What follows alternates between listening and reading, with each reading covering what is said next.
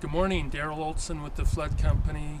We're in Clearfield, Utah, just ready to begin a mold removal and cleanup at a small, old little bungalow house in older Clearfield.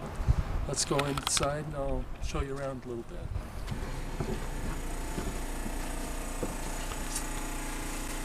An older home, and we've been told that multiple water damage episodes over the years with groundwater coming in, especially back 30, 40, 50 years ago with flooded irrigation situations that water came in, standing water. So several episodes over several years. A few other typical plumbing issues. One of them in the ceiling here. This is a laundry room area, but there's kitchen above us right here, and there's been leaks over time. The cardinal rule of mold is dampness and time allows mold to grow or leads to mold. So we have these overhead water damage areas that have been wet for an extended time, darkness in color, and we'll be cleaning up those areas as we clean up the mold. This is particle board or OSB. Again, very visible that it's had water damage over long periods of time.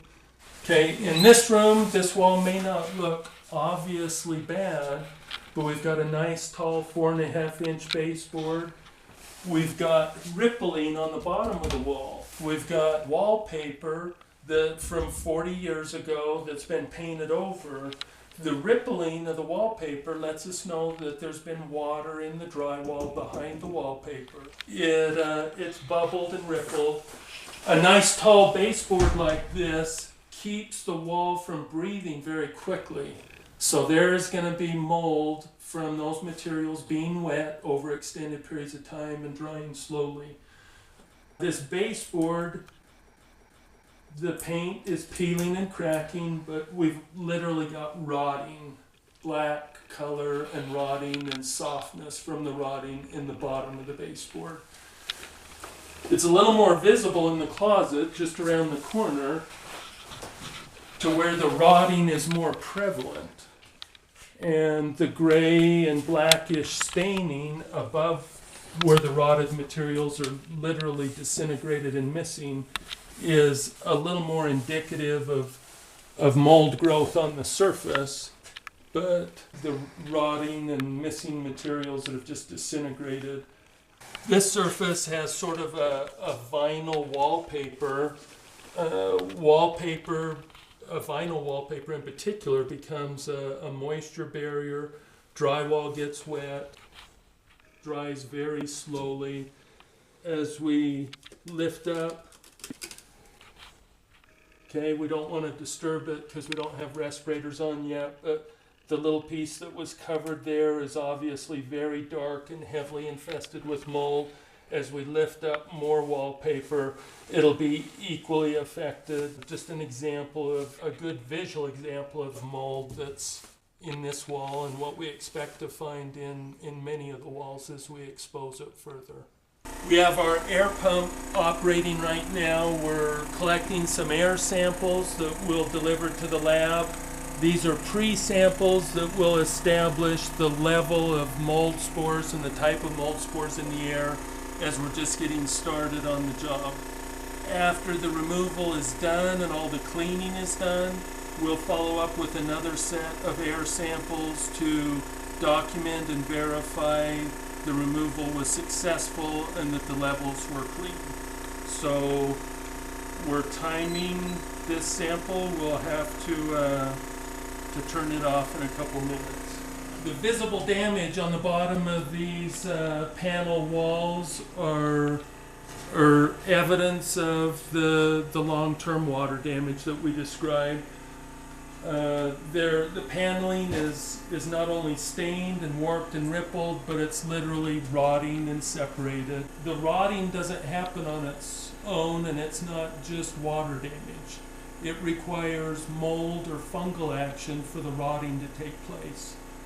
The deeper molds that are able to do the rotting or that cause the rotting require 20% moisture content And so this paneling and the bottom of these walls has been damp, thoroughly damp over extended periods of time for rotting like this to take place. Mold removal, once we have mold affected materials, finished materials need to be cut out and removed. Framing, if it's not rotted, if it's still strong, can be cleaned up and treated, but finished materials need to be removed. We're almost done with our 5-minute sample. We're not wearing respirators as we're doing this video because we haven't disturbed any of the mold affected areas yet. We're just walking through, getting started today, moving some appliances out of our way. The next step will be set up containment, set up the air scrubber, establish a negative air pressure before we start disturbing or cutting into any of the mold affected materials. Once we start doing that, large quantities of spores will be released into the air for our protection, as well as to protect the structure and other occupants of the home. The containment and negative air pressure will be necessary, but as we work and enter the work area, once we begin into the mold removal, we'll be donning proper personal protective gear, including HEPA filtered respirators. The sound that you still hear in the background is we're still collecting another air sample, but we're just going to demonstrate collecting of a tape sample on the bottom of this wall as well. Mike is suited up, he has the gloves and respirator on. Lifting a tape sample is disturbing the surface very, very little, but we've still had him put the gloves and respirator on. Just takes a piece of tape, puts it on the wall, lifts it off, and the stickiness of the tape lifts the spores along with it, and that's what we delivered to the lab to analyze the spores that it lifted off of that surface area.